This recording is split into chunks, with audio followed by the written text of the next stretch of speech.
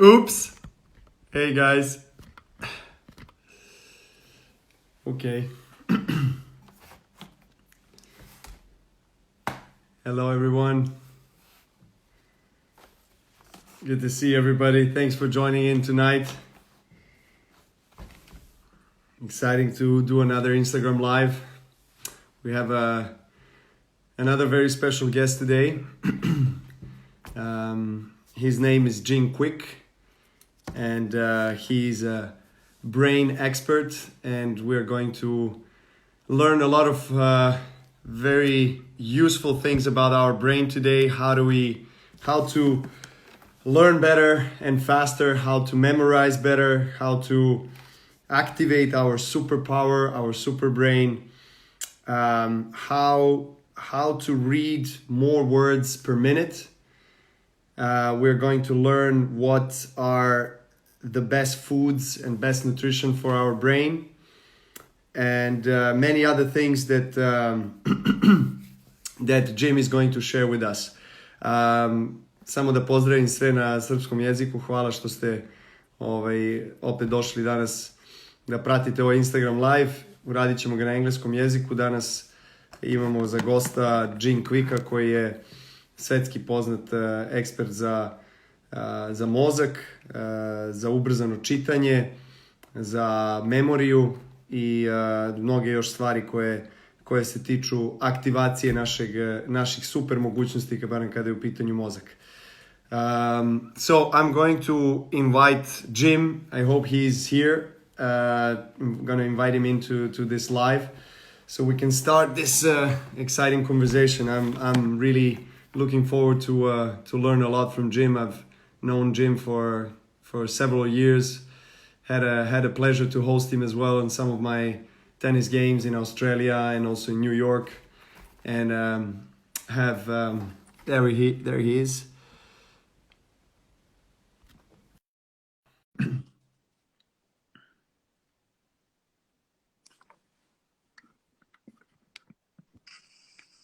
Jim. How are you, champ? Very good. Welcome, Jim. Thank you so much for joining us today. Oh, thank you. I've been enjoying your lives a lot. Thank you so much. I've been enjoying your shows, your podcast, your course, and soon your book as well. We're going to talk a little bit later about your new book and of course about your podcast. But first, Jim, for anybody that is joining and that is meeting you and seeing you for the first time, do you mind sharing with us your journey in your career, in your life, and how you got to where you are at the moment as being one of the leading world experts in speed reading, memory improvement, and optimal brain performance? Absolutely. Well, it's a real pleasure to see everybody here, and thank you for tuning in. My inspiration was my desperation. When people see me on stages, I do these demonstrations where I'll have 100 people stand up and they'll introduce themselves, and I'll memorize all their names, or they'll give me 100 numbers or 100 words, and I'll memorize them forwards and backwards. But I always tell people, I don't do this to impress you. I do this to express to you what's possible. Because the truth is, everybody watching right now, they can do that too, and a lot more. We just weren't taught, because if anything, we were taught a lie. And in the book, I talk about lie is a limited idea entertained. It's not necessarily a truth, but it's a lie that our potential is small, or potential is fixed, or that we have a bad memory.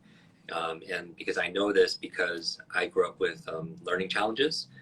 When I was 5 years old, I had a bad accident, a traumatic brain injury, and I had very bad focus. I had very poor memory. I didn't understand things that the teacher would tell me. They would repeat themselves over and over again, and I would pretend to understand, but I didn't really understand. It took 3 years longer to learn how to read with my condition. When I was 9 years old, I was slowing down the whole class, and the teacher pointed to me and said, "That's the boy with the broken brain." And I was like, that label became my limit. And so I struggled for a decade and a half, and I came up with techniques and strategies to be able to unlock the greatest, a gift, superpower we have, which is our mind, because our mind doesn't come with an owner's manual, and school doesn't necessarily teach you how to do those things, how to focus, how to remember things, how to study and be necessarily always your best. They teach you what to learn, but not how to learn.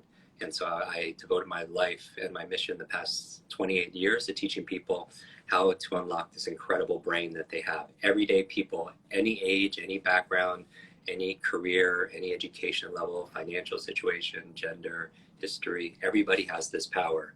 And that's my mission, is to build better brains. That's fantastic, Jim. Thanks for sharing your journey with us. You say quite often, if knowledge is power, learning is superpower. How do we learn better? How do we learn faster? How do we activate that superpower, that super brain? Yeah, we all have this limitless brain, this super brain. It's, again, school doesn't necessarily show us how, but there are a few things that everybody could do to activate more of their brain's potential, because everybody uses, just like their body, we use 100% of our brain, just like everybody uses 100% of their body, but some people do it better than others. They're more efficient because they're fit. And when you're physically fit, you could do things that are looks effortless compared to people who are not physically fit.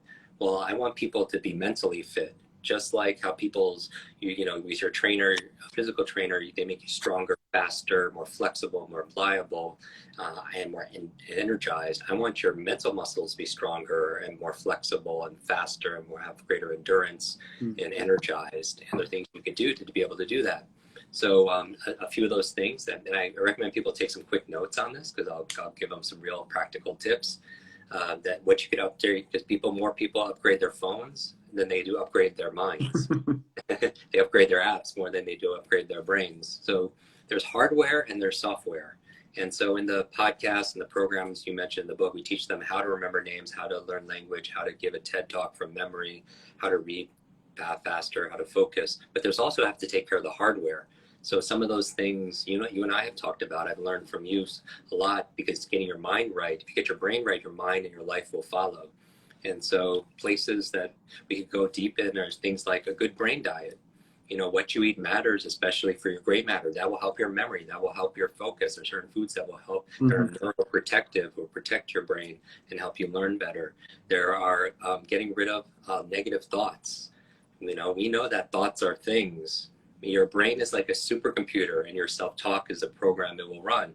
But if you tell yourself, I'm not good at remembering people's names, you won't remember the name of the next person you meet, because you program your supercomputer not to. And so you want to be careful with your thoughts. When people come to me and they say, Jim, I'm too old, I'm not smart enough, I say, stop. If you fight for your limitations, you get to keep them. If you fight for your limits, they're yours. And so many people talk about what they can't do. And I would just change it a little bit and be aware. So if you say, I don't have a great memory, add a little word like yet. I don't have a great memory yet, because it opens up possibility. If people truly understood how powerful their mind is, they wouldn't say or think things they didn't want to be true. And that's not to say you have one negative thought and it ruins your life, any more than eating just that one donut will ruin your life. But if you do it consistently, it won't give you your best. So good diet, reduce negative thoughts. Another thing, physical exercise. We know that physical exercise is good. Whatever was good for your heart is going to be good for your head, because you have more blood flow, more oxygen. When you exercise, you create brain-derived neurotropic factors, which is BDNF, which is fertilizer for new brain growth and new connections. And when people listen to a podcast or they listen to an audiobook, it's been shown if you do it on an elliptical or you do it during a walk, you'll actually retain more of it also. We know that people like the individuals like Steve Jobs and people talking about walking meetings, don't sit in a stale room with bad lighting and everything. If you do walking meetings, you're more creative. You get fresh air, you get sunlight, you have bigger thoughts. So exercise, good for the brain. As your body moves, your brain grooves. Another thing you can do for your brain, besides good brain diet, reduce negative thoughts and exercise, if you need to, some people might need to supplement. They might just need to supplement because their diet doesn't have good omega-3s or good DHA. And so that's the number one, I think, supplement for the brain is DHA, because your brain is mostly fat. And most people don't have enough in their diet. I always prefer people get it from food, but most food, it doesn't have what nowadays, it wasn't what it was like generations ago, as you know. And that's number 4 is maybe supplement. Number 5 is a positive peer group. Good for your brain is being around good people, because who you spend time with is you become them. They say, be careful if you spend time with 9 broke people, because you're going to be number 10. Because part of your brain, how your brain works, is you have something called mirror neurons. Like you look into a mirror, you start imitating people unconsciously you spend time with. So you start doing the same habits, the same language, you start eating the same foods. You start doing everything as the people you spend most time with. And so you want to be careful. It's not just your neurological networks, it's also your social networks, because who you spend time with, who you become. And we all need to be around people who encourage us. This is why I love you and your messages and your lives. You empower people. You want to be around people who challenge you, who encourage you, who cheer you on, right? Because, and if you haven't found that person in your life, be that person for somebody else, and especially be that person for yourself, So that's number 5 is just positive peer group, good friends. Also 6, I would say good for your brain is a clean environment. When you clean your office, or you clean your desktop, or you make your bed, you have clarity of thought. When your external world is a reflection of your internal world. And when you clean things off, you have better focus. And so, I always have my morning routines that I do. And one of the things, I make my bed, because how you do anything is how you do everything. So train yourself to be excellent. And coming back to a clean environment, when you go back to bed, you come back to success, clean environment. And then finally, 7, I would say sleep. Most people are not getting quality sleep. And you know this. Yes. Your whole life, when you don't sleep the next day, not just physical toll, there's a mental toll. You don't have good focus, you don't have good memory, you don't make good decisions. And so optimize your sleep, prioritize your sleep. For your brain, the reason why, we know, when you get into good sleep, deep sleep, your body regenerates, but it's also very important for your brain, because it's where you consolidate short to long-term memory. If people have long-term memory issues, they can't remember long-term, check your sleep, because that's where you build long-term memory in your sleep. Second reason you sleep for your brain is where you clean plaque out of your brain that leads to Alzheimer's, dementia, beta amyloid plaque. That's when your sewage system kicks in when you sleep. And I lost my grandmother to Alzheimer's, so it's something I'm very passionate about. So sleep. And also another good thing for your brain, when you sleep, you dream. You spend 20 years of your whole life sleeping, maybe 3 to 5 years of your life dreaming. And dreaming is where magic happens often. It's when you learn and work all day, your brain doesn't shut off at night. It comes up with new ideas and solves problems in your life. People don't know, but Mary Shelley came up with Frankenstein in her dream. Paul McCartney came up with the song Yesterday in his dream. Jack Nicklaus was doing bad in golf. He was shooting high 70s and for a big slump. And then he had a dream about changing his grip. And all of a sudden, the next day, shot 65. He's back on it, because it's your mind. So what is everybody dreaming about? But it means you must get sleep, REM sleep. And so that's 7. And we talk about in our podcast and program how to get optimal sleep. And then finally, 8, protect your brain. I had 3 traumatic brain injuries before age 12. Wear a helmet, protect your brain, because it's very resilient, but it's fragile too. And so protect your brain and your children's brain. And then 9 and 10 is 9 new learnings. And everybody who's watching this knows that they love to learn. They won't be watching it. But just like how your muscles grow through novelty and nutrition, so do your mental muscles. You have to give it novelty. It means it creates neuroplasticity. We've learned more about the brain in the past 10 years than the previous 1,000 years. And we find is no matter your age, you can make more connections and get smarter. And so that's exciting, but you need novelty, and then you need to feed your brain nutrition and hydration, everything. So always be learning. It'll actually help you live longer. There was a study done on nuns that were living 80, 90, really long, and they found out half of it had to do with their faith and gratitude, but the other half, they were always learning. And because they were always learning, lifelong learning, it added years to their life, and life to their years. They called the study Aging with Grace. It was beautiful, beautiful. That there was a cover of Big Time magazine.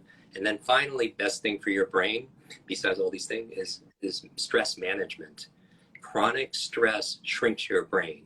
Chronic stress, when you are under chronic stress, so what are you doing to reduce stress in your life? Are you meditating? Are you stretching? Are you getting by? What are you doing to reduce stress? And part of reducing stress, chronic stress shrinks your brain. Chronic fear, if you're always watching the news all the time, it just gives you darkness all the time. Chronic fear suppresses your immune system.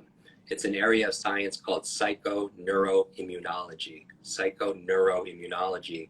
If you're in fear mode all the time, it makes you more susceptible to viruses, to flus, to colds. And so you want to make sure that I would stand guard to your mind, what you're feeding your mind. Because sometimes if you overindulge in darkness, there's an algorithm to your mind, like there's an algorithm to Instagram. If you just like all the tennis posts, it will show you more tennis posts.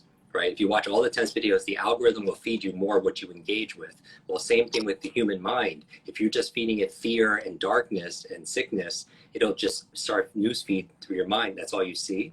And then what aren't you seeing? You're not seeing what you could be grateful for. You're not seeing opportunity. You're not seeing, things, possibilities. So, control what goes in to lower your stress. So those are just 10 things I would say would help the human brain have better focus, have better memory, and just work better. That's amazing, Jim. Thank you so much. This was phenomenal. I'm sure that a lot of people will be very grateful for all the tips that you just gave. And for anybody watching, please go to Jim Kwik's website. There you can find all the things that we're talking about now. You can listen to his podcast. You can buy his New York best-selling book, New York Times best-selling book, Limitless. We're going to talk about that book in a minute, but I wanted to reflect on all of these things that you talked about. There's so many amazing informations, and Bruce Lipton is also someone that I I'm a fan of, and I follow his work, and he says that 95% of our mind is subconscious and 5% is only conscious. So basically that means that 95% of the time that we spend in a day, it's our subconscious that is taking charge, that is leading us, that is controlling in a way the behavior, that is controlling kind of the way we see the external world. And you talked about this for a little bit. It's very interesting when you talk about neuroplasticity and the new learning, the novelty. How does the environment really and the surrounding affect your ability to create new neurons and be able to create more space for learning and to be able to learn new skills? Because whenever I talk with people about learning new skills, a lot of people just get discouraged for the first time when they do something new. Say they want to learn how to play guitar or whatever it is, or learn a new language, and that a lot of people get discouraged because it's so hard. And the older you get, a lot of people say the older you get, it's harder it gets to learn something new. So is it important to be very persistent with it? Or is there something different in terms of approach of how can we really unlock this ability and kind of convince ourselves, our conscious part of our mind, that it is possible, that we get to enjoy the process? And how do we kind of go through that barrier that seems unbreakable at first? Oh, I love that. So let's unpack that. Let's think about everybody. We can make this interactive. Think about an area where you feel limited, where you feel like you're not making progress. Because when I say limitless, it's not about being perfect. It's about making progress beyond what you believe is possible. But you're right. Your unconscious, your non-conscious setting in terms of what you feel like. So what you believe is possible, what you believe you're capable of, what you believe you deserve. You can learn a great method, But if your mindset is you don't think you deserve it, or you don't believe you're capable of it, or you think it's just for somebody else, that will keep you at a certain setting. It's like our brain is like a thermostat, and you set it at 80, at a certain temperature, and that's what it makes the environment, and it never gets beyond that. So one of the ways to unravel that is to be clear is, first of all, self-awareness, because as much as that 95% you can make conscious, because most people don't make it conscious. They just go through the script. We go through, and most of our behavior is habitual. Our thoughts are habitual, our actions are habitual, our feelings are habitual. And we know that your thoughts are the language of your mind and your feelings are the language of your body. But if you're always going through the same ones, you wonder why you're not changed, because 95% of those ones are the same ones you had yesterday and the day before that. And then you want to make a big change, but you're still 95% stuck. So how do you unravel that? I use the term unlimiting. Unlimiting. It's the active removal of limits in our life. And I think you have to unlimit 3 areas of our life, and there are 3 M's. And if people could imagine yourself in a box, okay? Because we're all in different areas of our life, stages of our life. But imagine you feel like you're stuck, maybe in a relationship, in a career, in your physical abilities, in your ability to learn something new. Where do you feel like, I can't learn that, I can't do that? And that box is 3-dimensional, right? 3D. So the 3 dimensions that keep you in that box will also unlimit you, will liberate you out of that box. And 3 M's. And I draw them as circles. Like imagine everybody in your mind, or take notes, 3 intersecting circles that cross over with each other. Like a Mickey Mouse, 2 ears and 1 face, and they cross over a little bit. The first circle is your mindset, and that has to be addressed first. And this being champion is, there is a champion kind of mindset of what's possible, because it's often the difference. Some people are physically the same, but the mindset makes a difference. And their mindset, for me, easy to understand, are your assumptions and attitudes about sports, your attitude's assumption about competition, your attitude's assumption about health and food, your attitude's assumption about world. And what will fall in there again in that circle is what you believe is possible, what you believe is you're capable of, what you believe you deserve. The second circle, though, can also keep you stuck in that box, that unconscious box, is motivation, right? Because you could have the limitless mindset, I could do this, I deserve it, but you're not motivated to get out of that box. And there's 3 parts that get you out of that box, 3-part formula for sustainable motivation. The formula for anyone who procrastinates, if you know what to do, but you're not doing it, like prioritizing your sleep and you're not eating the good foods, you know it in your mind, but you can't implement it. 3 parts to motivation. P times E times S3. P times E times S3. So let's play this game. We're going to build the ultimate motivated human being. The first thing you need, that human being needs, is purpose. Purpose. The P stands for purpose. And I don't mean life purpose. I mean the evidence that you're motivated is not what you say. It's not how you feel. People can say I'm motivated, or they can say they feel motivated, but if they're not doing the exercises or they're not doing the work, they're not really motivated, no matter what they say. And what gets you motivated, the first part, is having a reason to do that action, a purpose, because reasons reap rewards, reasons reap results. Often people won't remember someone's name because there's no purpose. Like, why do I need to remember their name? So there's no reason. A lot of people forget what they learn in school, because what do I need sine, cosine, periodic table for? There's no reason. And so if you want to work out, let's use that as an example, because we know exercise is important, everyone agrees, then feel the reasons, not just intellectually. Everyone knows they should do it, but feel the benefit in your heart, head, heart, hands. If you have it in your head and you're not acting with your hands, you're procrastinating, feel it in your heart. And also feel the pain of not doing the thing. I saw somebody recently, an acquaintance, and he was not healthy his whole life. And I always say, hey, listen, like you should do this or eat this way or exercise, sleep, and stop smoking. And no. And then he had heart attack and triple bypass surgery, cut him open, everything. Still afterwards went back to a whole lifestyle, never changed. And then I saw him 2 years later, and he was picture of health, so much younger, everything. I was like, what changed? What happened? It's like, I changed my lifestyle. Now I eat well, I exercise, I stopped smoking. It's like, well, what motivated you to do that? He was like, one day I came in and my daughter in the house was crying and crying. And I said, what's the matter? And she was crying because she wanted her father to walk her down the aisle when she grew older to get married. And he heard that and changed everything. He found purpose, right? That's purpose. And then, okay, but you can't just have purpose to be motivated, because my mind goes, if someone feels purpose for reading every day, we know leaders are readers. Reading is to your mind what exercises your body, but you know purpose, but you might not do it because you lack E. The P times E times S3, E is energy. You must have energy. We are energetic beings, right? And so let's say you want to work out, but you have the purpose, you feel it, but you have newborn baby and haven't slept in 3 days. You're not going to be very motivated to work out. Or let's say you want to read a book a week. One book a week, by the way, takes 45 minutes, the average person a day to read. One book a week. But let's say you want to be motivated to read, you know purpose, you make more money, you have more impact, you help people, but maybe you ate big processed meal and you're in food coma, you have no energy, you're not going to be motivated to read. So you must take energy. That's what we talk about a lot about energy, right? And then P times E, is it? Are you always motivated? No, you could be missing S3, 3 S's. Small, simple step. Small, simple step.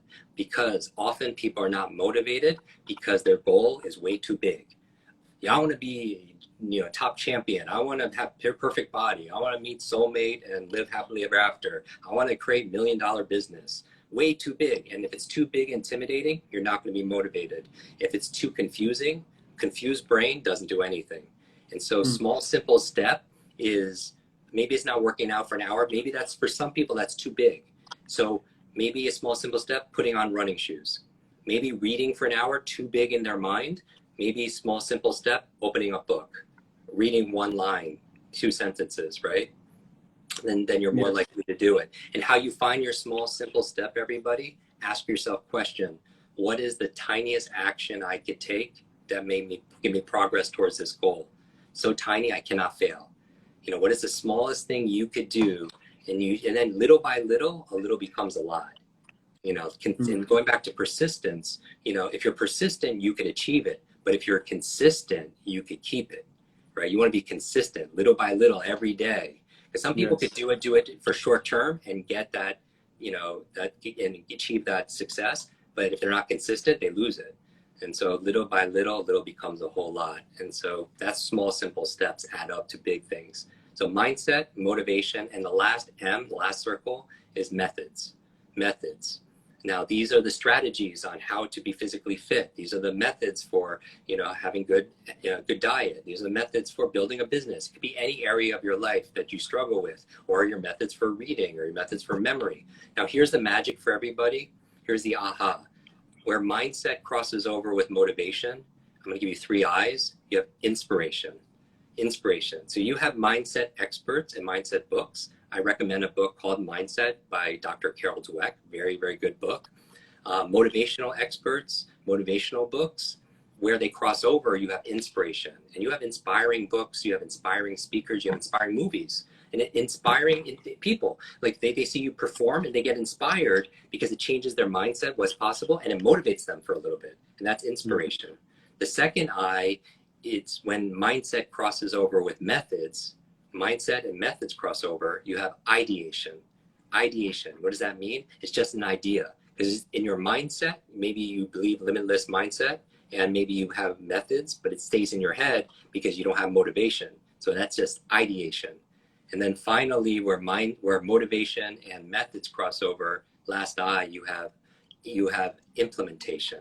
Where somebody is motivated, they have purpose, energy, and they know what to do, methods, they have implementation. But they can be still stuck in that box because they're only going to be able to achieve what their mindset allows. And where all 3 M's and all 3 I's hit in the middle, that's integration. Integration, like integer, integral, means you're whole. And that's your whole self. It's just who you are. And that's the limitless state. As the promise of the book is that when you are struggling in your life, in your learning or in your life, any area, you don't have to judge yourself and be hard on yourself. You could say, is it my mindset? Do I not believe it's possible? Do I not believe I deserve it? Do I not believe I'm capable? Or is it my motivation? Is it my purpose? Do I not feel it? Do I not have energy? Am I not breaking it down to a small, simple step? Or am I using old training methods? or all old nutrition methods or old eating methods or old reading methods. You know, maybe I have to, and so my message for everybody, there's a quote in the book says, life is C between B and D. Life is the C between B and D. B is birth, D is death. C, life, is choice. Nice. Always have choice. And I believe right now, these difficult times can define us, these difficult times can diminish us, or these difficult times can develop us. We decide. We always have a choice. Do not downgrade your dreams to meet this current situation. Do not downgrade your dreams to meet this current situation. Upgrade your mindset, your motivation, and your methods to be able to meet your dreams, your destiny. I love it. Basically, take the matters of your life in your own hands and take action, rather sit back and react to what the circumstances are and what the world is basically trying to impose on you. Create your own reality, create your own world. I love it because I'm a big believer in dream big. I think going back to what you were talking about on kind of the small, simple steps. Yeah. And for some people, you know, if you dream big, obviously something might be so large that you can't comprehend, that you just can't get a grasp, or you can't get, you don't see yourself being there, achieving something that seems so large that it's just out of your league. It's not your level. So you give up, right? And so I feel like the right balance, I mean, at least in my own experience, was always, because I had a very big dream for a kid in Serbia. I was growing up in a war-torn country, in difficult circumstances, like literally, you know, no money, economy, everything was falling down. And then but I always dreamed of becoming a world best tennis player in an expensive sport that my parents didn't even know whether I can play it or not.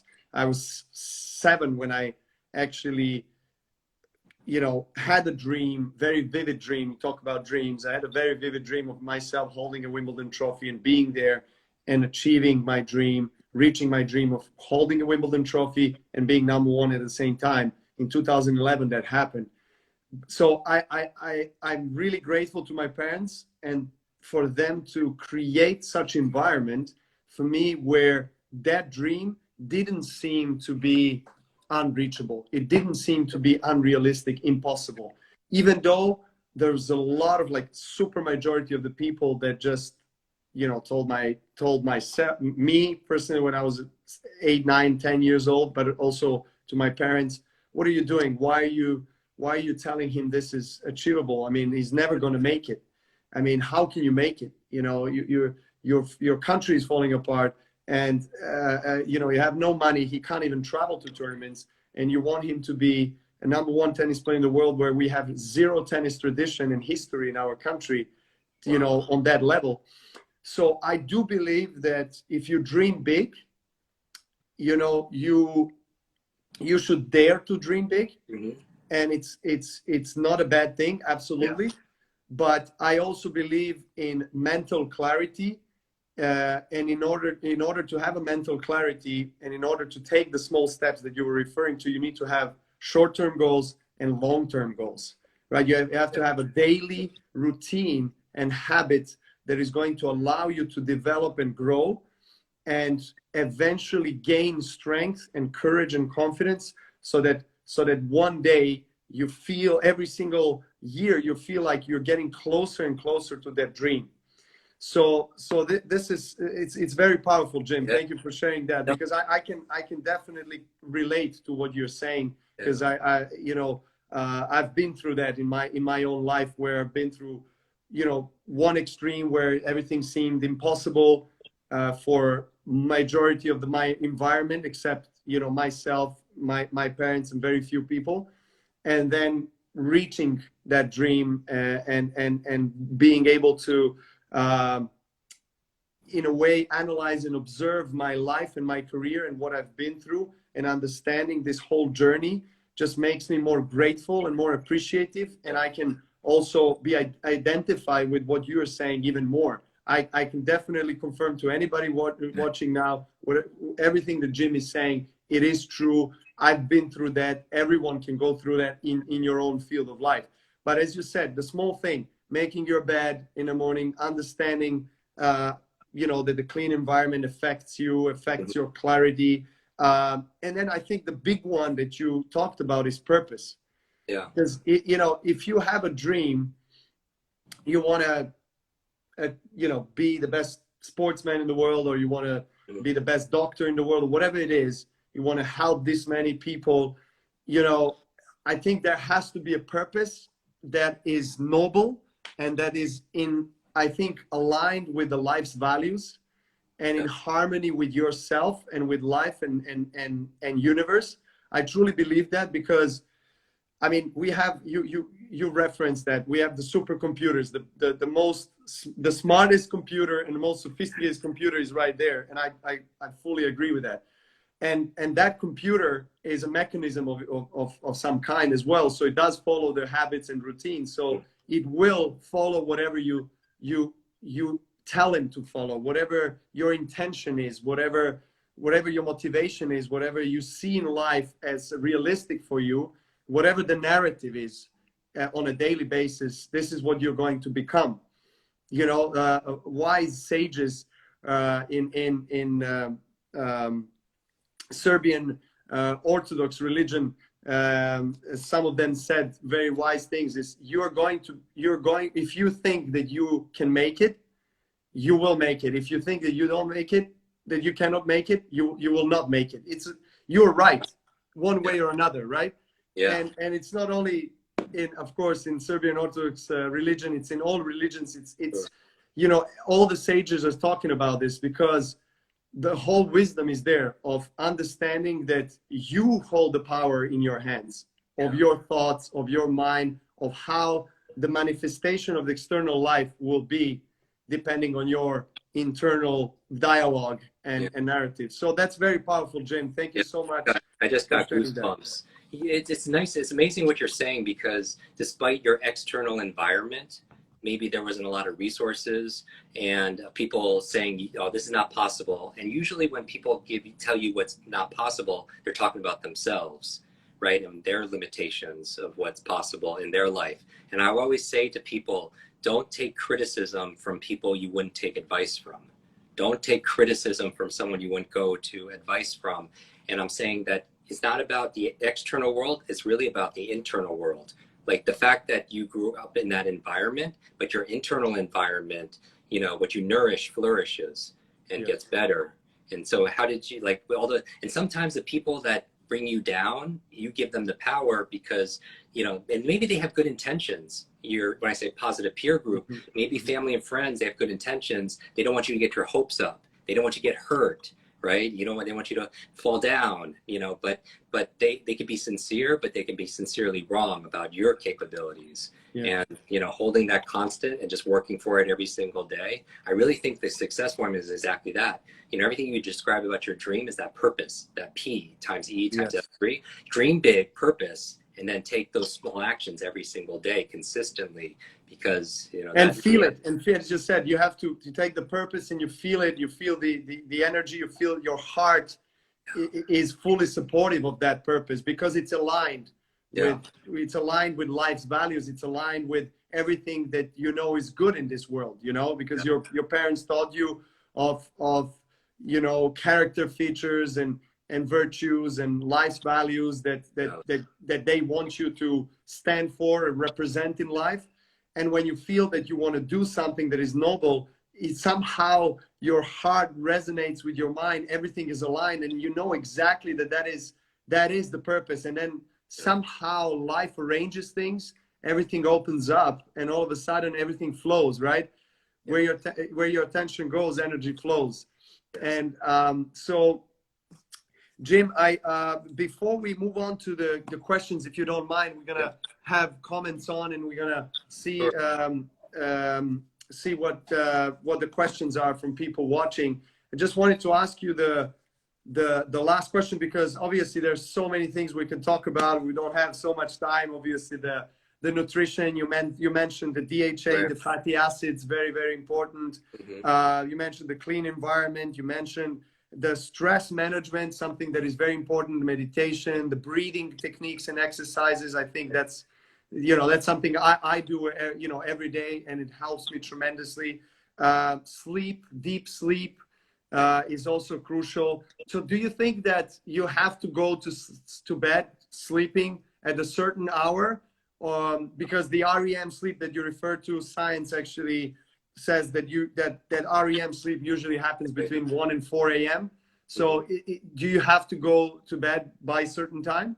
Yeah. So from my research, as I understand, each individual, just like biologically, there's these sometimes, kale is good, but for some people they can't digest kale. And so, everybody's a little bit different. And there's a science known as chronotypes, and these are time types that based on your hormonal profile, some people really are early birds and some people really are night owls because they are more effective. I don't know which one you identify with. Which one are you? Yeah, for me, I used to be a more night person, but now I'm more early person. I don't know why it shifted the last few years. Me too. But me too. Yes, yeah, you're more morning. Yeah, it's something. Well, I think for me it has shit. Sorry to interrupt, but for me it was because of the parenthood. Because I think I was forced to wake up very early because of the duties. Yes. But I do like to sleep in, and I mean when I'm competing, it's crucial. I mean, of course, when I'm not in a competition and not on a professional mission traveling, of course, I value sleep tremendously, but I can feel that my body is not asking for as many hours, so quantity of sleep. Whereas when I'm competing and training hard, my body just needs time to regenerate more. But I did with myself notice as well, if I go to bed before midnight or like between 11 p.m. and midnight, I do wake up earlier and I'm fresher. Whereas if I go post midnight or like 1 a.m., which happens as well, I'm not as fresh in the morning. So that's why I asked you about the time. Yeah, I would love to address this because, and I'm just curious. So when you're training and you're in competition mode, what time do you go to sleep usually? Well, it just does depend because sometimes in a lot of tournaments I play night matches. Yeah. So that if I play 7 p.m. or even 9 p.m., sometimes I go 3 a.m. to sleep. Right. And that's not great, but those are the circumstances. But normally I try to go like before midnight, like 11:30, like around midnight. That's like because I want to get into the REM by 1 a.m. and just like have a good block between 1 and 4, 1 and 5. Because I read a lot of studies about that it's important between 1 and 4, 1 and 5 that you're in deep sleep. Yeah. So I try to respect that, obviously. And I noticed one thing that I try not to do it. Sometimes I break that rule, but like exposing myself to blue light and watching, my iPad or my phone before going to sleep also affects me. Sure. Me going to sleep faster or longer.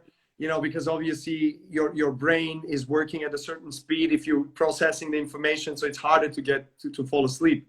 So those are the kind of like tricks that work for me. Obviously, we're all different, but it was interesting you say that because sleep is absolutely crucial. Buddha said actually sorry, not Buddha. My God, Dalai Lama said that the sleep is the best meditation.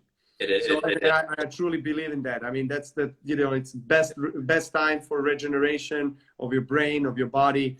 Absolutely. So, last thing, where can people go to find your book, your podcast? I just want to say that something that is very important to mention that all the proceeds of the book Limitless, that is New York Times bestseller from Jim, go to charity to build schools for children along with healthcare and clean water. Yeah. Can you just maybe talk about the charity causes and why did you pick these specifically for the proceeds? Sure. I mean, I think the formula for me is you learn, earn, return. You learn so you could earn, and then you have more to be able to return and to give. That success really is be, do, have, share. You have to be so you could do, do so you could have, and then have so you could share more. And so we're very passionate about education because of my learning difficulties. My mother became a school teacher because she didn't know how to help me with my learning challenges. And but there are young girls and boys in various countries that just don't have access to education, clean water, keeps them from going to school, or healthcare. So we're build schools everywhere from Guatemala to Kenya to different places in the world. And we have a very big passion about that. And also we donate part of the proceeds to Alzheimer's research in memory of my grandmother. And so I feel like everything should have a cause to it, and not just make a dollar, but make a difference. And also, by the way, that's a wonderful thing for everyone to do in your own way, because it gets you out of fear. Like that fear that's coming, the two things that get you out of fear: gratitude and service. You know, gratitude, and a great exercise for gratitude is this. What if because gratitude rewires your brain for peace and productivity and performance.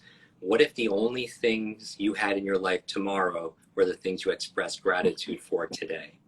What if the only things you had tomorrow were the things you expressed gratitude for today?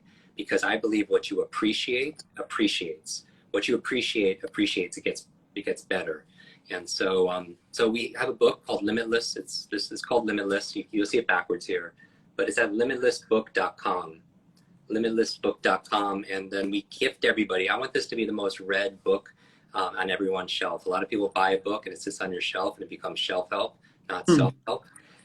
When you go to limitlessbook.com and get the book there, I gift you a 10-day speed reading, memory, focus program, because I want most people, like if somebody's not good at tennis, they don't play much tennis. If you're good at it, you're going to do it more often and you're going to get better at it. It's because it's fun, because you're good at it. A lot of people don't read because they're not good readers. And reading is good for everybody in their mind, great mental exercise. So when you buy it at limitlessbook.com, I gift you a 10-day reading, memory, focus program. So when the book arrives, you're ready to read it because you have skills. And then bonus chapter, Limitless for Kids. And then also we're going to do a 4-week book club there. Everyone live. I'm going to teach you how to, there's 4 stages to the book, The Hero's Journey. You actually love this when you get it. It's Joseph Campbell's Hero's Journey that every good movie was based on. And this is the diagram I was talking about earlier. But that's it. And then on social media, at Jim Kwik. And if you have podcasts, if anyone listens to podcasts, just search Jim Kwik. And then it's a free show, 15 minutes, no advertising. We just want to put it out there, how to remember names, how to learn languages, how to change your children's habits, all of that. But yeah, this is fantastic.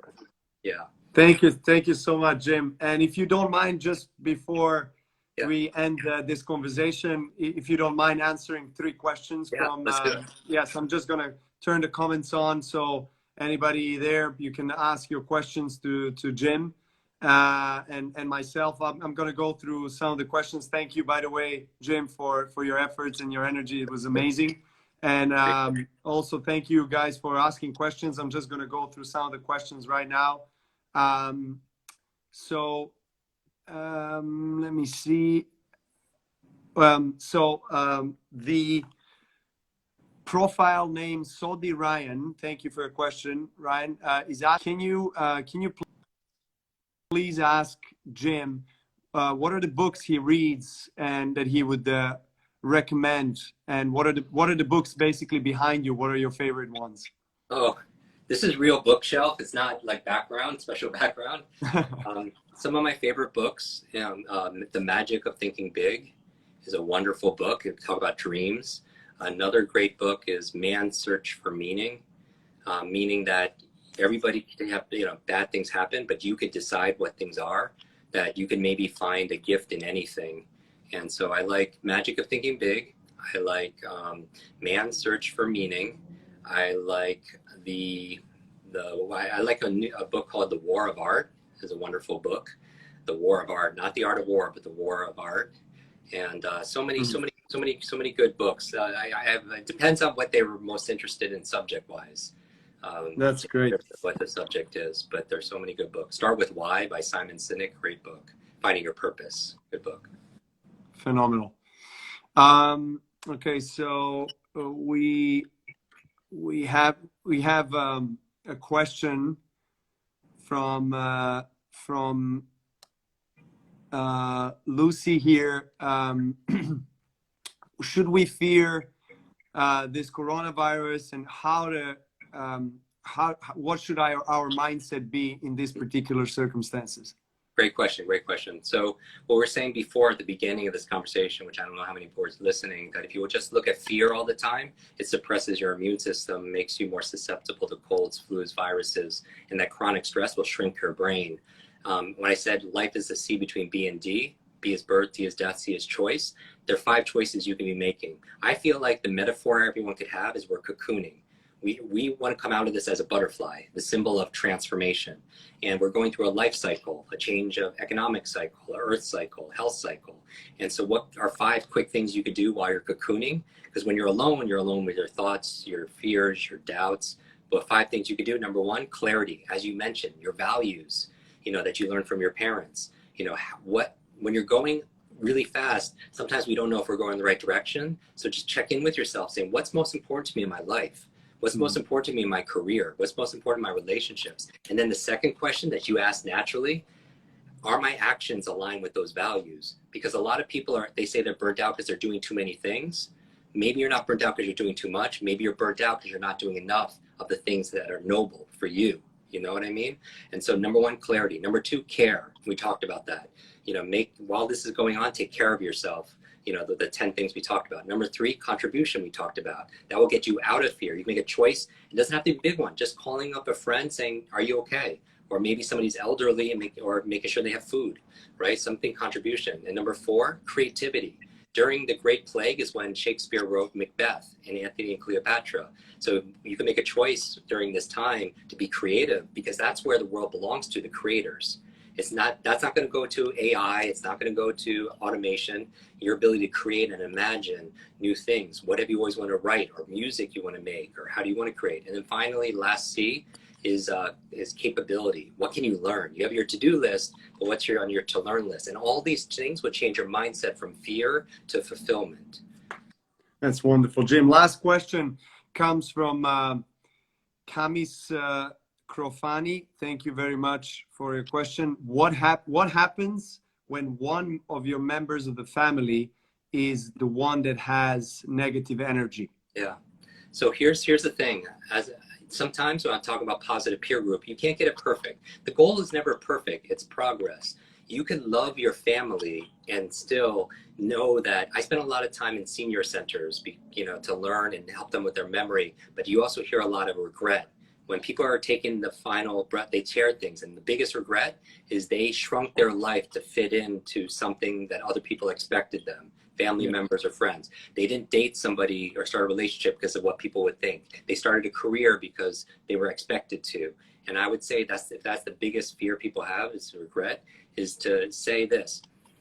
Imagine you're taking your final breaths in life. It's not a pleasant thought to end with. But at that time, nobody's expectations, none of their opinions, none of your fears will matter. What will matter is how you laughed, how you lived, how you learned, how you loved. Like, come from that place. And so if a family member brings you down, you can still love them from, there, but be around positivity, because viruses and fear is contagious, but so is positivity and performance, kindness, love. That's contagious too.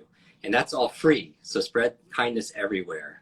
Absolutely. I would just add to what you said, Jim. I think that something that is very, very powerful that I've been experiencing when I have some conflicts with the family members, or some relationship with the close ones, is always trying to be conscious of acceptance and gratitude and appreciation for that moment, for the lessons and informations that person who is close to you is bringing to you, because obviously you reacting to the information that is coming, or the energy that is coming, or judgment, whatever it is from the person that is close to you, is some kind of lesson from the universe, from God, is something that obviously is reflecting in you that needs addressing. If you know what I mean, there's something inside of you that obviously needs you to dedicate yourself to that and understand what do you have to do in order to improve it. Because if you are compulsive in your reactions, as I am, I find myself many times just being upset about something instantly, and then I realize, geez, what? Yeah, I mean, why do I need to react in that way? You know, and then I regret for reacting that way. And then, you know, then I understand that there are so many things that are still programmed inside of me that I carry for a long time that I have to obviously address. And I think you know, everyone can start with just understanding, being conscious of that, understanding that's part of you, accepting that's part of you, not being ashamed, whatever it is, not being ashamed, because I was ashamed of my reactions of myself many times, of what I've done on the court and things I've done off the court as well. And then I realized that I have to accept myself for who I am.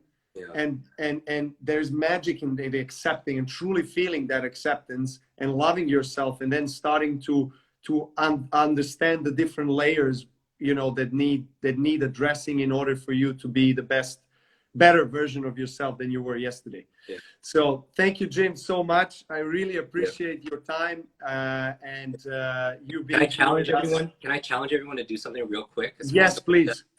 So I agree what you say, that, you know, everything you want in life, imagine it, feel it, believe in it, and then just work daily for it.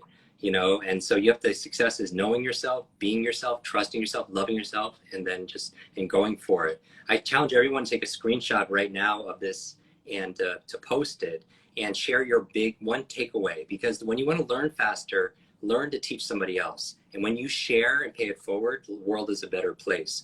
So if you got one gem, you know, from this conversation, maybe what you could do is take a screenshot and tag us both and post it and share what you learned, just one thing, with your friends, with your family members, and I will repost some of my favorites, and I'll actually gift the book to one random person as a gift, because I think small, simple steps. Yes. Thank you so much. Thank you, Jim. I appreciate that. I really appreciate your kind heart. Thank you so much, Jim. Appreciate you. Thank you, Chad. Well, I'll see you soon somewhere. Hopefully we can play some tennis. I look forward to it. Life is like tennis. Those who serve well, they tend to win.